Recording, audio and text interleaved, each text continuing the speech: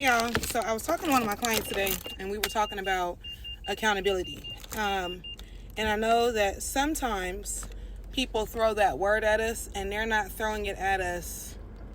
They're doing it as a means to like gaslight us, right? They're doing it as a means to admonish their own responsibility for a situation, right? So her and I were talking, and she was pretty much asking me like, how did you get to this point of the relationship and things like that being over and it doesn't bother you anymore?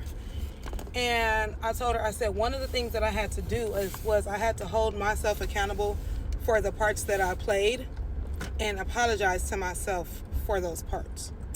So for instance, I said I could sit here and I could harp on how this man did me like this and that and all of these horrible things that he did to me, right? But if I only focus on what he did to me and not focus on the part that I played, I'm going to end up back in that same situation. So, for myself, one of the things that I was definitely accountable for was the fact that I didn't speak up for myself. I was trying to go along to get along because I didn't want any issues. I was trying not to, get into an argument. I told you guys it was every form of abuse except for physical in this relationship. So, I was trying to I was trying to keep the peace, but I wasn't in a peaceful place with myself. A lot of things I just kind of let go by the wayside, and I was gaslighting myself into staying in this relationship based off of what I thought it was going to look like, or people are going to think that I was a failure, or blah, blah, blah, blah, blah, blah, blah, right? So the part that I hold myself accountable for is betraying myself. Had I never betrayed myself, I would not have overstayed, and two, I wouldn't have ended up in this situation in the first place. Like I said, a lot of the time we focus so much on what the person did and not enough on what we did to ourselves. So yes, of course, on both sides, because I always say it's not really a male thing or a female thing. I just speak from the perspective of a female, but humans can be trash. We know that, right? There are those of us that genuinely get into a relationship and you look and you go, I really didn't do anything. Like, I didn't cheat. I didn't do any of the things, right? But it's not necessarily about what you did to them or didn't do to them. It's what you did or didn't do to yourself. The first time a voice was raised, I should have left.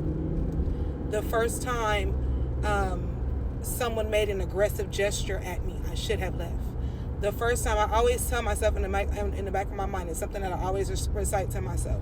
God is not the author of confusion. If at any point I'm confused, it is not of God, meaning it's not for me. Had I realized how confused I was, how gaslit I was, those things, and left at the very first sign, because the signs are always there. I don't care what anybody says, and this is something that I had to come to terms with myself. We always go, oh, there were no signs. Oh, I didn't know. No, baby, there were signs. Yes, hindsight be 20/20, but ask yourself, how much of this was me gaslighting myself? How much of this was me knowing what was going on and choosing to stay in the situation for whatever reason? I talk a lot about attachment. I can look back and say I had attachment issues. I was in this situation because I had attachment issues. Now, did I know that at the time? No. But I did know that I was not in the safest of situations. I did know that I was not in the healthiest of situations. That much I knew. And sometimes we be so afraid to leave for whatever reason and don't even realize that, like, you're just prolonging your suffering. And that's what I told her, because she was like, I'm trying to get out of my own situation. And I said, do it scared. Do it scared. Like, there's no better day than today. Now, I get it. She doesn't have any kids, but I get it. If you have kids, you might have to try to move things around or move in, kind of piece by piece. I get that. But do it scared. Don't wait. And I told her that. I said, don't wait 8 years. Don't be like me. By the time that man left, y'all, I have lapses in memory. I get the shakes really, really, really bad. Still, I still get them. It's been almost a year. I still get the shakes really bad. I won't say have anymore, but I had severe PTSD. I've worked through those things, but there's still situations now, like, because I'm not living in survival mode anymore, I feel like When my body gets put back in that place, it's no longer a place of comfort anymore. It's a place of my body going, what the fuck, girl? I thought we was over this shit. That's kind of how it feels. It's like a shock to the system now. But I have lapses in memory. There's shit that comes back to me all the time, and I'm just like, whoa. And they tell you, like, being in an abusive or narcissistic situation, it changes your brain chemistry. And remember, I told you guys, not only was I've been, every serious relationship I've been in has been with an ARC, but my mother was one. So now that I've healed that mother wound, now that I've dealt with such and such and gotten over that particular situation and the past situations, I've forgiven everybody and everything and released those things. There's things that are coming back to me that I forgot. But even then, there are times where in regular everyday life, I'd be like, wait a minute, when did I do that? I'll give you guys an example. The other night, my son asked for the iPad. And I was like, you had it. He said, you took it from me last night. I said, I did? He was like, yeah, you told me to go to bed and I was still on it and you took it from me. And I literally sat there for a second. And I was just like, damn, I didn't remember. You guys have to remember that I have been dealing with this since I was a child. I was abused as a child. I was abused as an adult. I was gaslit. I was all of the things. So at 35 years old, trying to rewire my brain and unlearn things, so to bring that all back around, no, the abuse was not my fault. That was that person's fault. But I have to hold myself accountable and say that there were one too many instances. There was one too many incidences.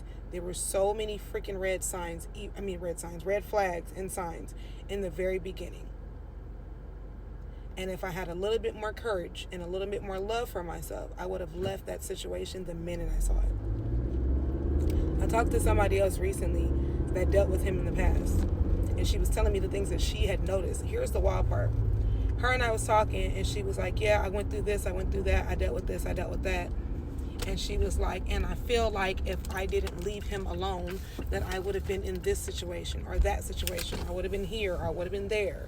And this, that, and the third, right? She brought up some of his substance abuse. She brought up some of his behavior. She brought up some of the experiences that she had with his family.